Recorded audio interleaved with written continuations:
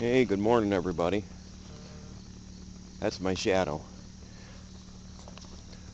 Wanted to show you. Brian Childers was out with his Case 580 and all the attachments in the world, and I want you to see what he did for me. This is, well, that's the two-track that leads down to the creek, which borders my property line. This is a trail that he cut yesterday that goes back and forks left and right, so it cuts over into the two-track down to the creek and cuts over behind my shed. Now there's this is the access coming off the two-track underneath the power lines, and he cut a path here to get over to the shed. Now I've been driving around the Winnie here, but it's kind of iffy. And yes, we did have 60-mile-an-hour winds yesterday and Friday and Thursday night. That's the air conditioner cover that's been ripped loose. I got to repair that today and get it back up.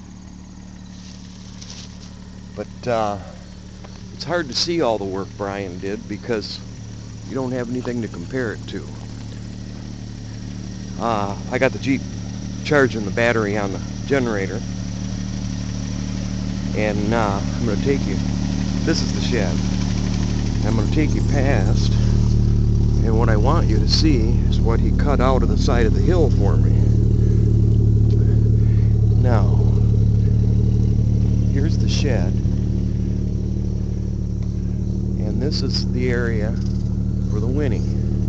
But if you look here, this is the side of the hill, and if you go up there, there's another hill. So we're actually about 20 feet into the dirt. And this is where I'm going to park Winnie. And you'll see where he cut the trail so I can get all the way around. Now, that way down there is what takes you down to the springs. And he actually cut me a path right down to the edge of the marsh, so I can pull the Jeep within 20 feet of all those springs and pools. Also, he cut me a turnaround in case I need to back Winnie up. And you can see the real gradual slope he put on there, which was the problem before. And as you can see, it's all nice and level. He took out probably 8 to 10 trees, of which more than half of them were dead. And I've only got those two big trees that cast very little shadow on the solar panels when the Winnie's parked. We did have to remove about 12-15 stumps. You see them laying around, and eventually I'm going to do something decorative with them. But I just wanted you to see. I'm going to let this dry because we had so much rain. I'm going to let this dry a little. Maybe move Winnie later today, maybe tomorrow. I don't know. Those people never showed up, and that was almost 2 weeks ago. So I'm in no big rush now. But as you can see, this is going to be my front yard. And Brian's planning on coming back the first week of November. And I'm not sure what we're going to do then. But eventually this will all be, I don't know if I'll get a brush hog in here or something. Maybe go down there and do it by hand a little bit at a time. But this is going to be my yard, leading all the way down to the creek. I'm not going to take any trees down unless they're dead. And if you go down that path that he cut down to the springs, is where all the walnut trees and the persimmon trees are. So I've got easy access to that. And they're bearing fruit right now.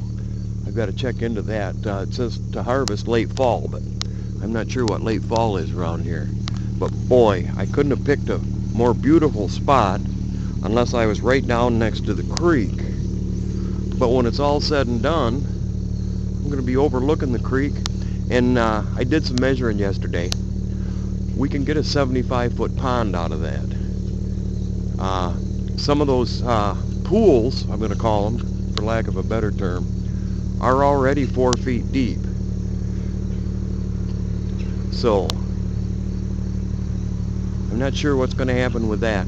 I'm going to contact the University of Missouri again. I haven't heard back on the emails, so maybe a phone call tomorrow, which is Monday, will be the way to go, and I'll get either a yes or a no or a maybe.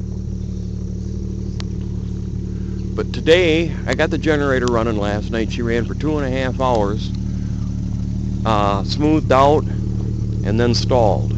And I'm assuming it's because I had everything tuned up for the ethanol gas.